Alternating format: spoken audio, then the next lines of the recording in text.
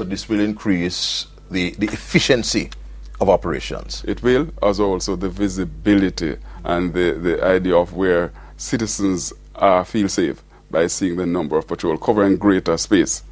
Again, the theory of reducing the criminal free space kicks in. Excellent, yeah. I know that the police force also has a thrust to bring in more civilians to do duties and to do those tasks which civilians can do and which can be done without one's having arresting powers.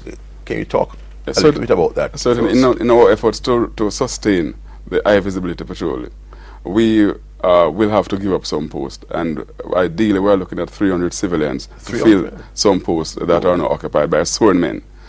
These are posts that, whilst critical to our function, does not necessarily need persons with powers of arrest.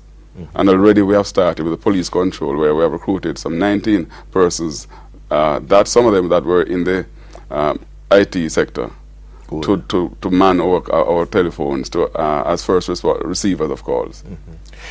What are the other initiatives, acting DCP, which the force is bringing about to really deal with this monster of crime?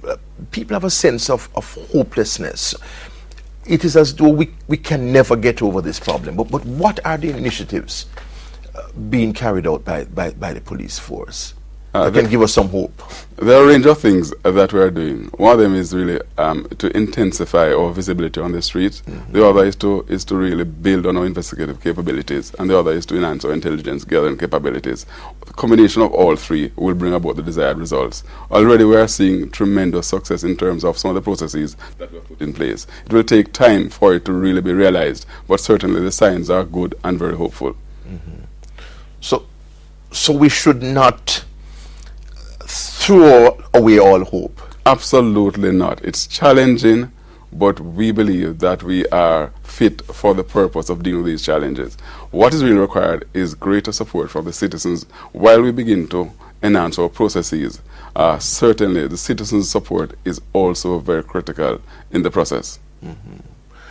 But that citizen support, Mr. Hines, is to a large extent influenced by the way the police interact with the citizens, by the respect that the police show for human rights and for civil liberties. Is there a strong emphasis by the leadership of the police force to ensure that its members understand the importance of protecting human rights and treating people with respect? Absolutely. If you were to look at the Commissioner's 6 strategic priorities, you'll see where respect for human rights features prominently among those. Not only that, all divisional commanding officers are now crafting their policing plans for next year. And critical to that must be a plan to deal with human rights within your geographic formation. So it's been driven down from the top, and the cascading effect will be felt to the last man on the beat. And so, yes, we take human rights very seriously. Our use of force and human rights policy is there, and every member of the force must go through that at least once each year. And community policing is still being given strong emphasis? It is our preferred style of policing, where it's been driven. It is the organization's way of doing police business. Is there increasing evidence that the public is cooperating with the police, that the public is giving the police information which eventually is actionable? Certainly, there is significant support from the public. But having said that, we recognize that there are also a significant number of persons out there that hold critical information that are not giving it. But yes, there is some coming, but we still require more. Yes.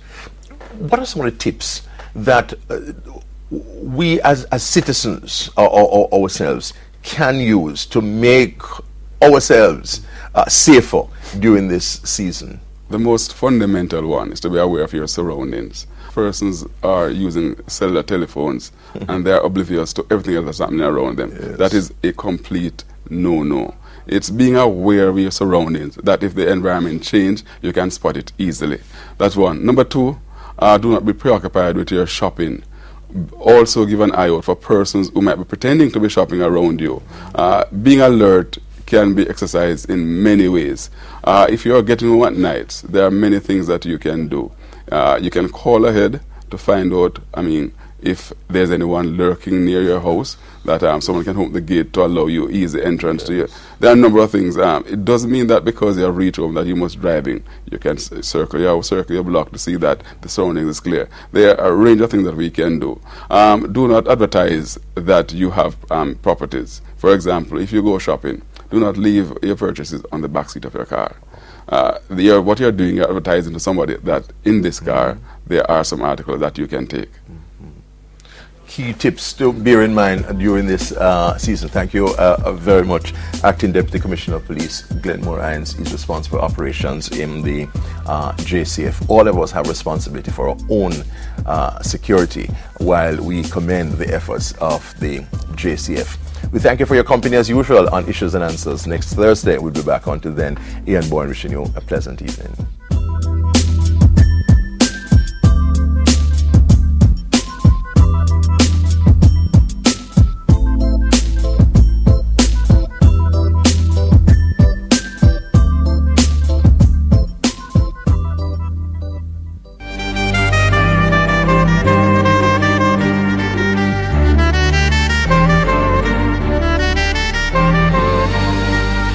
Hope you enjoyed today's program. Please send us your comments and suggestions to Jamaica Magazine at jis.gov.jm. If you missed a part of today's magazine or would like to see it again, then you may do so at www.jis.gov.jm. I'm Samantha Allen. Have a wonderful week. This has been a production of the Jamaica Information Service, the voice of Jamaica.